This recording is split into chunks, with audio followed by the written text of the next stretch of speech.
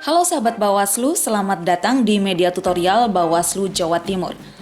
Kali ini kita akan berbagi tips bagaimana menulis berita yang baik dan menarik minat baca publik. Tips ini kami rangkum dari buku panduan menulis berita Bawaslu Republik Indonesia. Selamat ikutin latihan. Selamat ikutin latihan. Ada 4 bagian besar yang akan kami sajikan. Pertama, bahasa jurnalistik. Kedua, unsur berita. Kemudian meliput, dan terakhir menulis hasil liputan.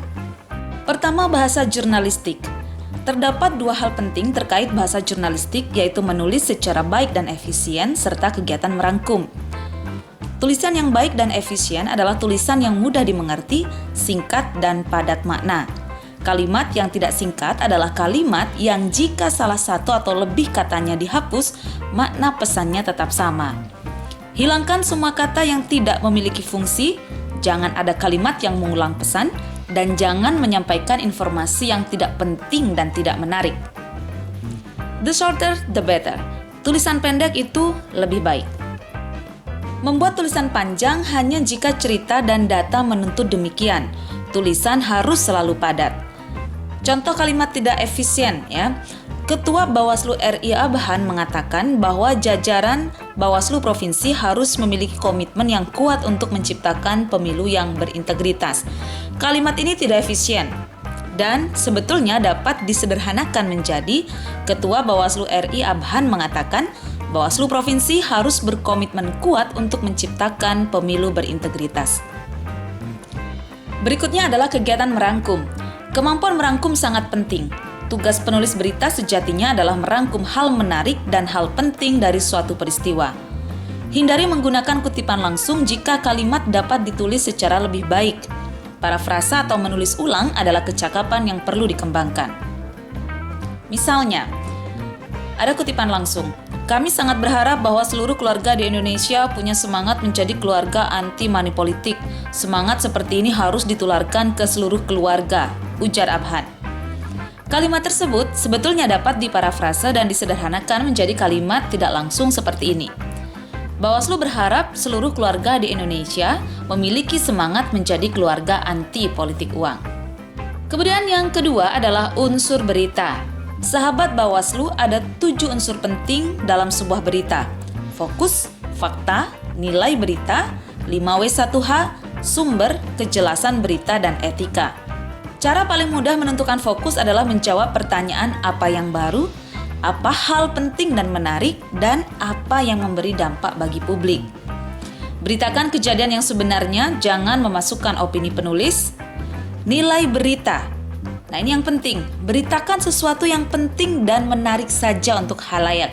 Ada 8 aspek yang membentuk nilai berita, yaitu kebaruan, tulislah hal baru dan belum diketahui khalayak, pengaruh, tulislah berita yang punya pengaruh terhadap orang banyak, khususnya khalayak yang menjadi target berita. Relevansi, tulis berita yang relevan dengan kehidupan atau minat sekelompok khalayak. Konflik, sahabat Bawaslu bisa menulis berita yang memuat perbedaan pendapat, adu argumen, dan pertentangan. Kemudian nilai popularitas, sebuah berita memiliki nilai yang besar jika berhubungan dengan orang-orang terkenal. Misalnya, Presiden serahkan penghargaan kepada Bawaslu. Emosi, cerita yang diberi nilai emosi akan membuat berita lebih menarik bagi khalayak. Ketidakwajaran, tulislah berita tentang sesuatu yang di luar kewajaran. Kemudian yang terakhir unsur berita adalah kedekatan. Kedekatan ini bukan hanya merujuk pada jarak, tapi juga emosional. Misal berita mengenai pengawas pemilu yang meninggal saat menjalankan tugas. Kemudian 5W1H. Pencatatan peristiwa dapat dipandu dengan pertanyaan 5W1H, yaitu what, apa, who, siapa, where, di mana, when, kapan, why, mengapa, dan how, bagaimana peristiwa itu terjadi. Jangan ngantuk ya. Jangan ngantuk ya. Jangan ngantuk ya. Berikutnya sumber.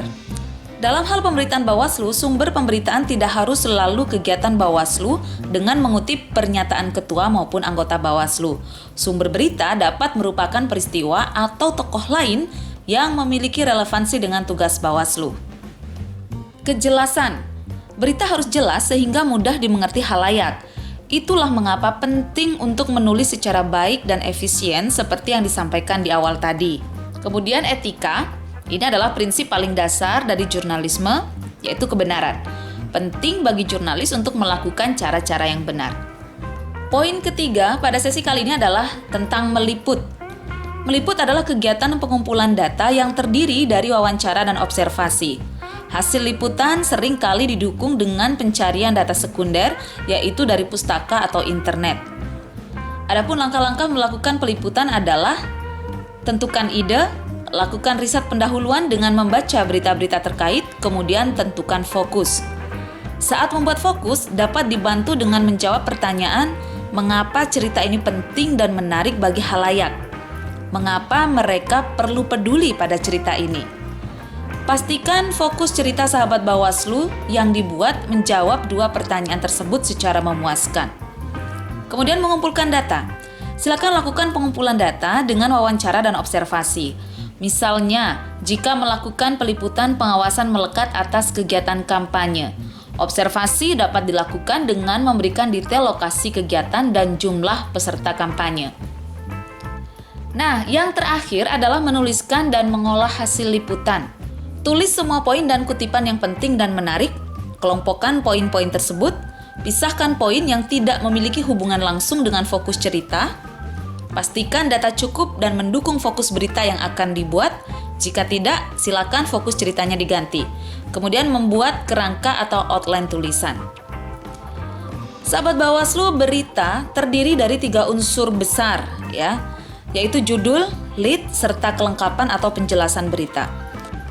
Model berita yang ditulis juga bisa berupa berita langsung yang mengemukakan unsur 5W1H pada awal paragraf, atau juga berita tidak langsung yang mengemukakan unsur 5W1H pada pertengahan hingga akhir paragraf.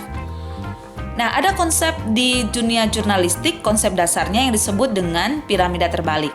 Nah, sahabat Bawaslu, piramida terbalik ini berarti menyajikan berita berdasarkan urutan dari informasi yang paling penting, lengkap, dan relevan.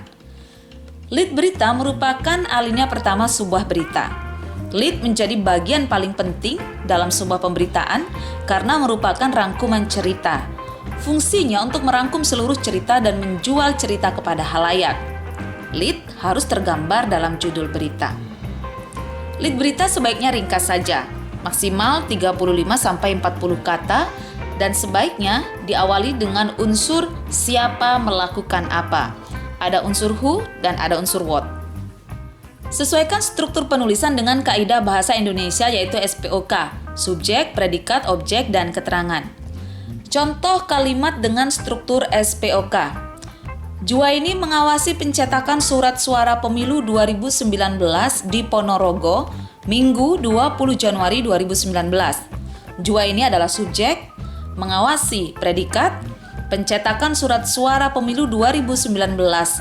Objek, di Ponorogo, Minggu 20 Januari 2019 adalah keterangan. Kemudian setelah lead ada isi berita. Nah, sahabat Bawaslu, isi berita ini merupakan detail informasi yang ingin disampaikan dalam sebuah berita. Isi berita ditulis setelah lead berita. Dalam menulis isi berita, sebaiknya susun dalam paragraf-paragraf pendek yang berisi 3 hingga 5 kalimat saja. Usahakan pula agar setiap paragraf hanya berisi 1 ide. Paragraf yang pendek dan hanya berisi 1 ide akan mendorong pembaca untuk melanjutkan membaca serta memudahkan pembaca untuk melakukan pemindaian.